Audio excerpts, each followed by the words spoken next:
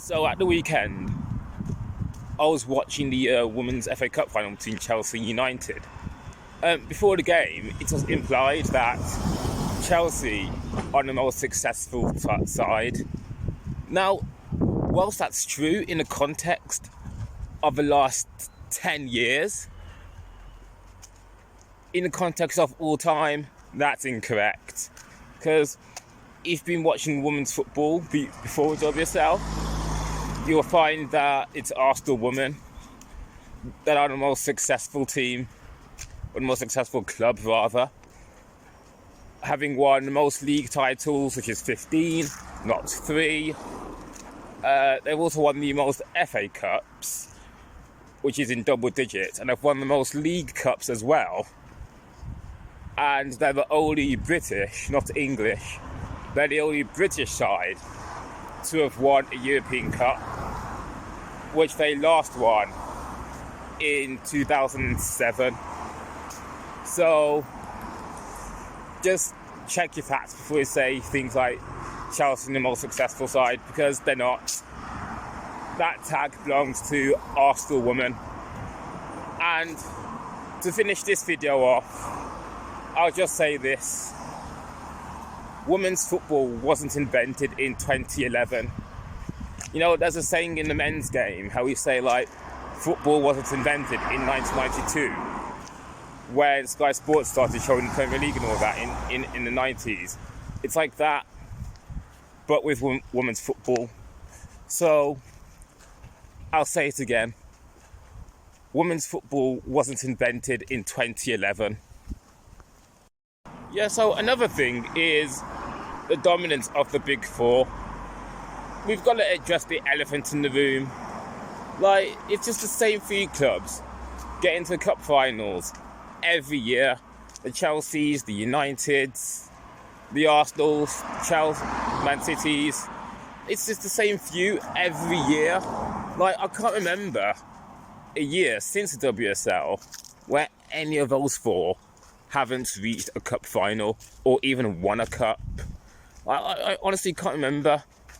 Like, help me out here, guys. Like, how many clubs, since the WSL, how many clubs outside of the Big Four have reached or won a cup? Okay, so in 2012, we had Birmingham City winning the FA Cup against Chelsea, which is the biggest result to date. I mean, at that time, Birmingham City were far bigger than Chelsea. I mean, also, we've had the likes of Everton, Tottenham, Bristol City have reached the cup final a few years ago.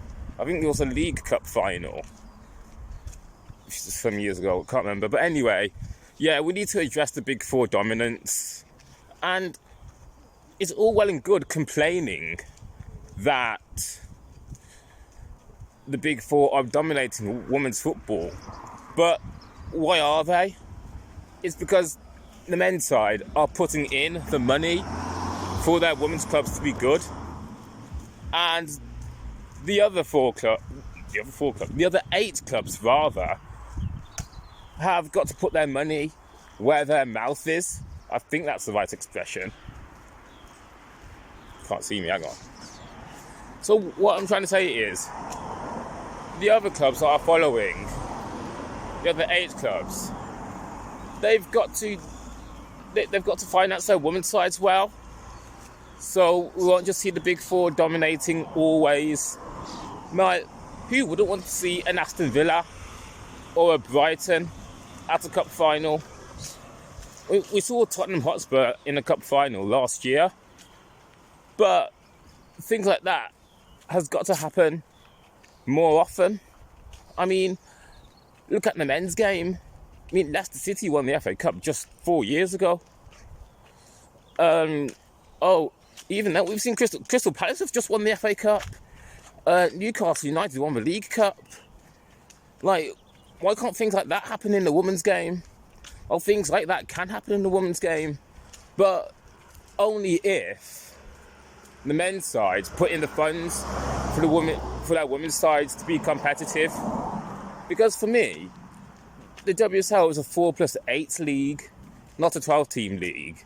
So for that gap to close, the other 8 sides, they've got to be funded well. And I'm just thinking about West Ham. Like, for me, what have West Ham actually done in the WSL? Nothing. Like, and for me, it's just one of the reasons why I'd like to see relegation playoffs, but that's something I've already spoken about. So, yeah. If you guys are saying that Chelsea's success is boring, why do you think that is? Because Chelsea are actually funding their women's sides. Everyone else has to do that as well. Like, so at this point I'm talking too much now. But you get the idea. Women's football, if I want it to be successful, fund the women's sides as well. The women's sides like the Aston Villas, the Brightons, the West Hams, the Tottenhams, the Liverpools. Yeah. So that's the whole point of this second part. Right, here's the final part. So, is it just me? Or did anyone else feel a bit empty after watching the Women's FA Cup final? Like, I was watching the Men's Cup final the Saturday before, and I was left wanting more, because maybe that's due to the atmosphere. But for the Women's FA Cup final, the atmosphere was completely different. And after watching it, I felt flat. Like, was that just me? Like, for me, when watching such games... Yeah, I'm just going to pause there. Yeah, as I was saying, when watching such games, you should really leave wanting more. As that was the case when I finished watching the Men's FA Cup final between Crystal Palace and Manchester City. But after watching the Women's FA Cup final, I was just left feeling a bit flat. Like, I felt like, yeah, that's enough for me. I don't want more. Is that just me, or is that a problem within women's football? So I believe when watching such events, like such cup finals, you should be left wanting more rather than feeling flat afterwards. Like, and the fact that I felt a bit flat after watching the Women's FA Cup final, I think, or is it just that I'm getting older? Like, I'm not really interested in women's football as much as I used to be when I was younger. Or is that an issue with the women's game? That fans, and I can't be the only one, that fans feel flat after watching cup finals. And oh, by the way, look left and right when crossing the road. Anywho,